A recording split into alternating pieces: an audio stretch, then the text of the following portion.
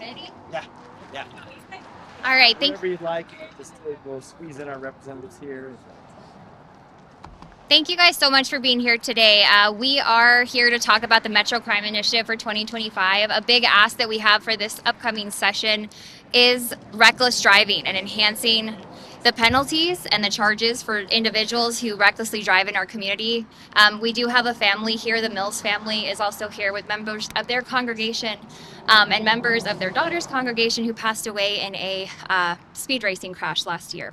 We also have some representatives here as well, but I will hand it over to Mayor Tim Keller. Well, good afternoon, and I want to first just acknowledge and thank our guests. We're going to talk about them a little bit who are here with us. Also, our two representatives that have joined us today, Representative Dixon and Representative Joy Garrett. And we know that this session is an amazing opportunity, as it always is every year. But this session, we've got a 60-day session, so it's a long session. Everything is germane. And we also know that as a city, we have many challenges. And we know that these challenges are things that we're working on each and every day. And we are doing all sorts of things that we talk to you about all the time. But we cannot do this alone. The challenges facing Albuquerque, New Mexico are a combination of homegrown and national. And they're big. And we will keep fighting in every single way, every single day, to push back against crime, against housing, challenges around homelessness. But we also know that these are massive issues. And it takes all of us, from the city to the county to the state, to make sure that we meet those challenges with a response that is big enough and of the magnitude that it will actually make a difference. That is the only way to move forward in our community. Now, today we're announcing our annual Metro Crime Initiative for the legislative session. As a reminder, since 2021, we've convened leaders in the criminal justice system through the Metro Crime Initiative. And I think most importantly, we listen to officers and we listen to experts. We listen to the folks with lived experience. That also means victims. And in this case today, very important individuals who have lived through as family members, victims of losing loved ones due to violence through speeding, violence of reckless driving that has taken a life. Now, we know this happens all too often in our city. We know that our city is one of the most dangerous cities in America. We also know that we have put up dozens of speed cameras. We know that we have given almost 100,000 speeding tickets. We know that we are adding license plate readers all over the city. We know that auto theft is actually down in the city now for multiple years in a row. But we know we have a long way to go. So what we see in Albuquerque are challenges, but we see progress pushing those trends finally down.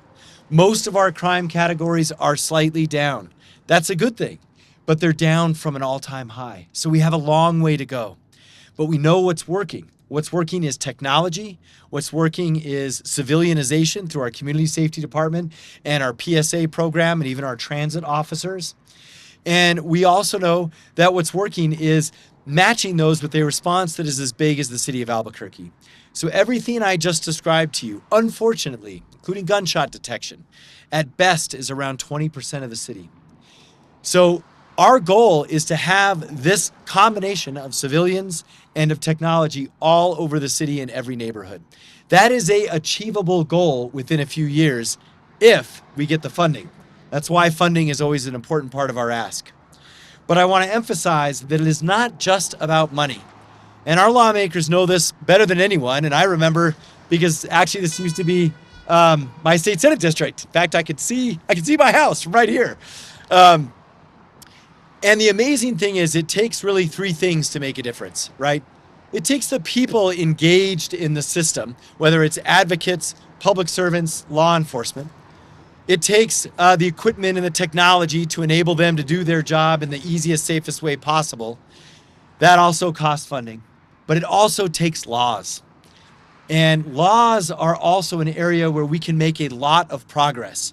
And thankfully, in part due to the Metro Crime Initiative and the two representatives that are here today, Meredith Dixon and Joy Garrett, we actually have been able to pass some very significant laws that have begun to help. Shoplifting is a great example.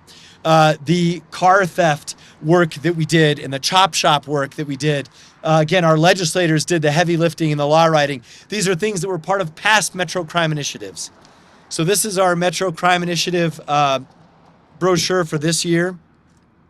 And I do want to highlight in here, you see some oldies but goodies, some things that we still want year after year and we still think are very important. But we also see a lot of, finally, some check marks, some things that we actually have been able to do, right? And that even includes some of the progress that was made last session on even touchy issues around, tough issues like pretrial and things like this. So we very much appreciate the legislators' work on this. And in general, before I get into the specifics, I also want to say this. This is about something different for the city of Albuquerque. The Metro Crime Initiative says we all take responsibility for the challenges in the metro area. That means all of us. That means me. That means our law enforcement department. And that means our city councilors and our legislators. And the idea is that we all have to do our part, right? So sometimes when it's session time, of course, it's legislators and it's funding and things like that. But every day, it's our responsibility. And every 2 weeks, it's city council's responsibility. So it's about us saying yes, but also supporting each other. So I want to say that I will support any legislative initiative that I believe helps the city of Albuquerque and our police department. And that's the same thing we've done for the last few years. And I think that is a marked difference than how the city, through multiple mayors, but even our first term, how things were done. We are there to help keep our city safe, no matter who runs it, no matter what party, no matter what the issue is, as long as we believe it's in the best interest of Albuquerque. So with that, today we are going to focus on reckless driving. And so this intersection right here is, of course, widely known for street racing. And I will tell you that we're at the end of Eubank going into the labs, and the issue is primarily on the weekends and at night, when this area does not have a lot of folks on the road, but you see these massive 3-lane roads going each way. You don't see a lot of traffic lights. It makes sense why this has been the case actually for multiple decades. This was no different actually than when I was in high school. The difference now is more lives are being lost. People are going faster, more of them are doing it, and they're doing it more often. It's a trend that started coming out of COVID. It's a national trend, but it's a trend that continues to take lives. And unfortunately, New Mexico is at the top of the bad list for reckless driving, with over 10 fatals for 100,000 distracted driving, or 10 out of 100,000 for speeding. Reckless driving is also, though most importantly, not just statistics. That's what the individuals behind me from the St. John's Methodist Church and also St. Andrew's Presbyterian, that's what they're here to support in the family that has lost their daughter. Paula Mills and her husband, who are here today, they requested to not speak, and of course we're going to respect that. But they wanted to be here to make sure that people know that this hits home, literally in their case, in their home. And I know even from my own family, it was a couple of decades ago, this hit very close to us. And we know that in previous years, we've talked about all the different programs about awareness, that reckless driving takes lives. And it's important to remember the lives lost and the families that are left behind when that happens. So what we want to do is basically work on some of the laws around vehicular charges with respect to homicide and manslaughter. And our team's going to walk through this a little bit, but this is an opportunity for us to make sure that everyone knows that when you are driving dangerous with a car, that is hardly any different than driving dangerous or than using a weapon in a dangerous way. That's the concept, right? The car in this case is the deadly weapon. And I believe those two things are equivalents. And in some ways, because of the bystanders that could be in the back seat, the children, the other cars that are hit, in many cases, it's even more dangerous and unfortunately more common. So with more on this, let's hear from our Chief of Police, Harold Medina. Good afternoon. Thank you, Mayor, for being here today. And I'm pleased to have a conversation about the initiation of some of these laws that we want to get passed in Santa Fe and everything the Mayor is doing to help us change the course of the direction the city is going. As the Mayor highlighted, we're asking for some crucial changes, and the first one is enhancement for reckless driving. Right now, I'd like to thank the Mills family for being here today. They are victims of drag racing. They have lost family members because of this, and I think it's important to remember that accountability is important. I talk about it over and over again that we have to build in accountability, and people need to know that there's consequences. And a lot of times we've talked about it for the past few years that we have limitations on our reckless driving and how we can charge an individual. Right now, as it currently stands, an individual who is involved in drag racing and is purposely doing that drag racing and injures or kills another individual, that person is open to manslaughter uh, at the most. And what we're trying to do is propose that we could increase the penalties for these so that they'd be more in line with a homicide and so that there are greater consequences. We're drawing attention to this issue because there are innocent families killed day after time within the city, and it's not the only time we've seen that somebody's killed because of drag racing. I want to thank our traffic unit who's out here today because each weekend they are out enforcing and trying to crack down on this drag racing. They give hundreds of citations to spectators, they give citations to individuals who are drag racing, but there has to be harsher penalties for those that continue to do this and injure or kill anybody. So I'm hoping that our state legislature is able to look and get over the finish line legislation that would increase those penalties. We're also looking for enhancements in other areas that would benefit the city. Penalty enhancement for felon in possession of a firearm. How many times have I stood in front of the media and talked about the fact that I would rather have a case prosecuted federally with their limited resources because their laws have teeth, as opposed to some of the penalties that we have in the state of New Mexico for felon in possession of a firearm. An individual who should not possess a firearm and is possessing a firearm should be subject to more than 18 months in jail. The federal guidelines and the teeth that the federal penalties have, criminals actually fear criminal prosecution in the federal system.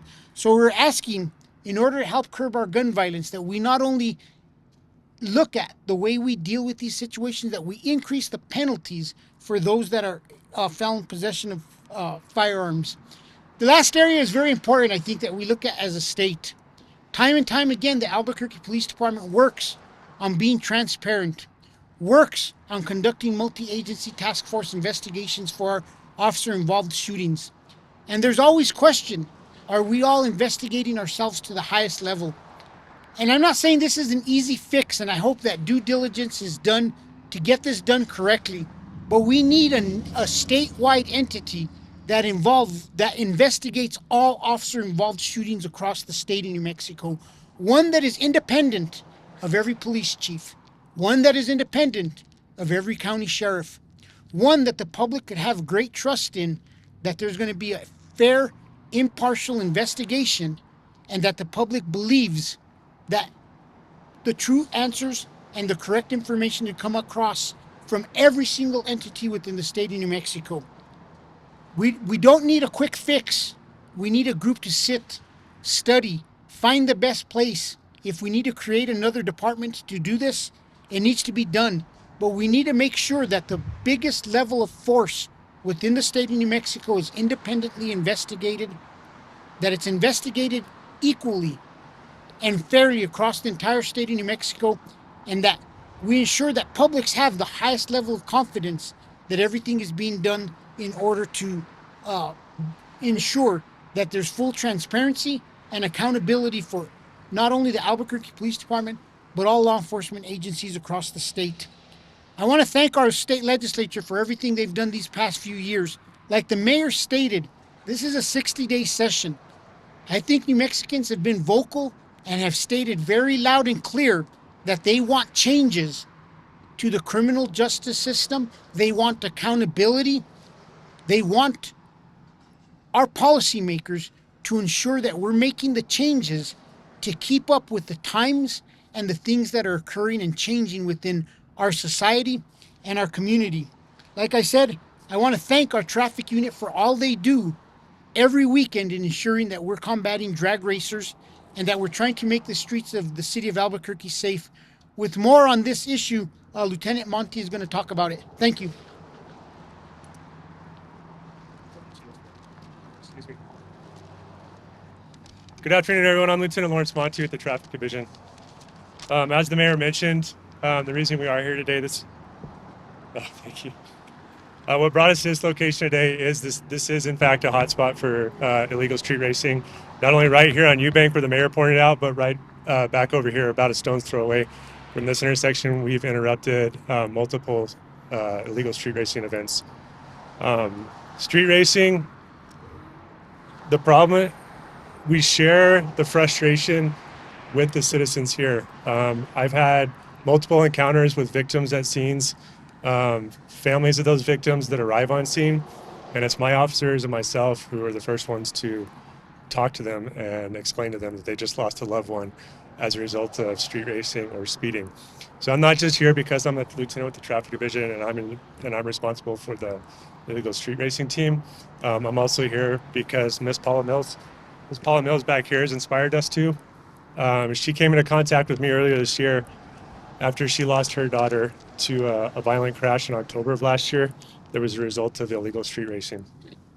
My team and I are doing our best to combat the illegal street racing in the city.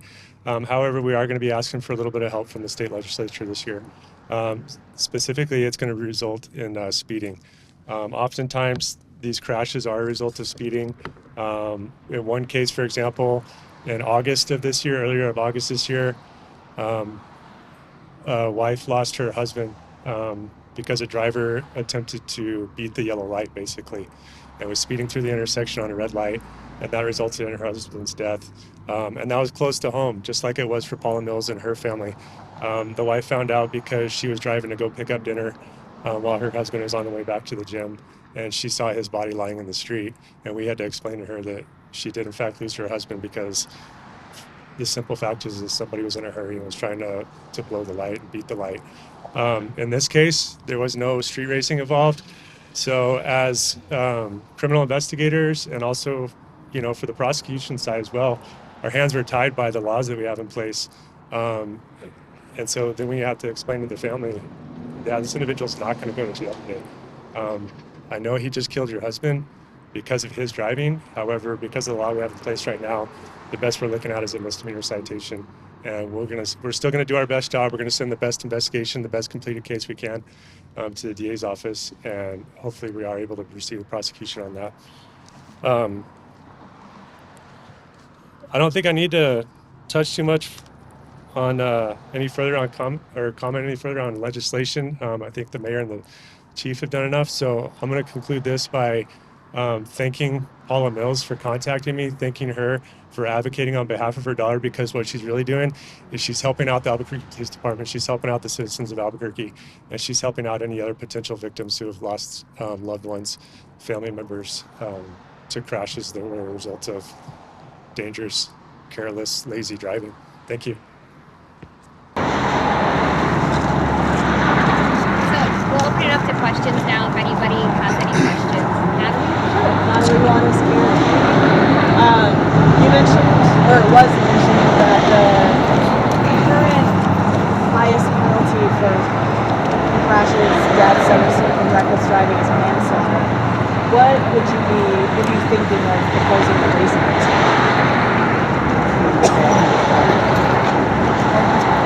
For whoever.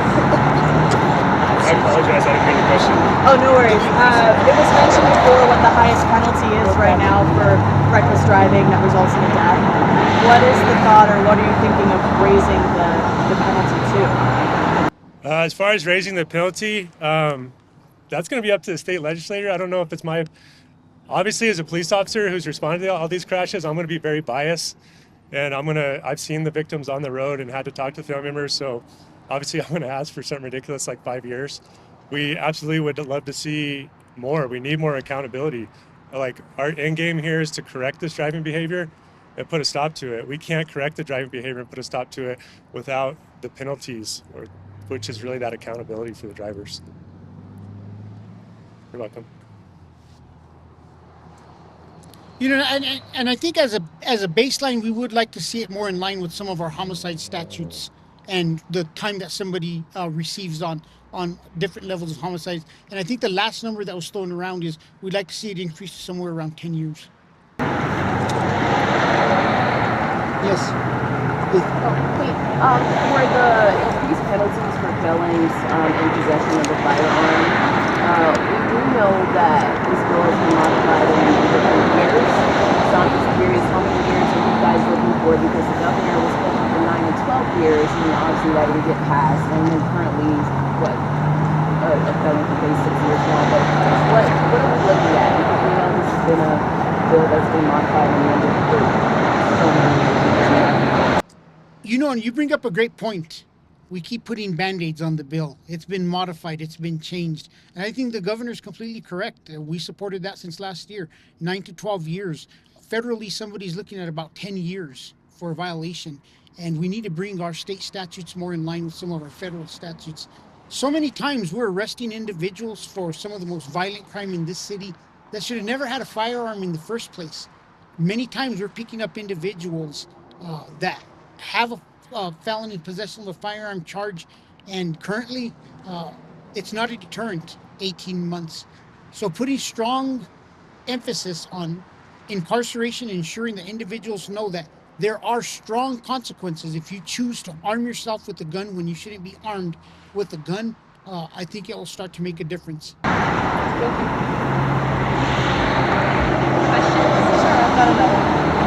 Just a clarification question on the task force, the statewide task force. To clarify, what's the current process, for example, for APB? For the Albuquerque Police Department, we have a multi-agency task force that includes the Albuquerque Police Department, the Bernalillo County Sheriff's Department, and New Mexico State Police. I think Rio Rancho just came back into the mix. And while it is great, and we're happy with the direction that we have gone with the multi-agency task force, I still think it would be crucial, and it would be a lot more transparent and a lot more trusting of the public if there was one entity independent of all departments that conducted these investigations, so that the public has complete confidence and faith in what is occurring. Yes, specific to officer-involved shootings. Any other questions? All right, thank you guys. Appreciate your time.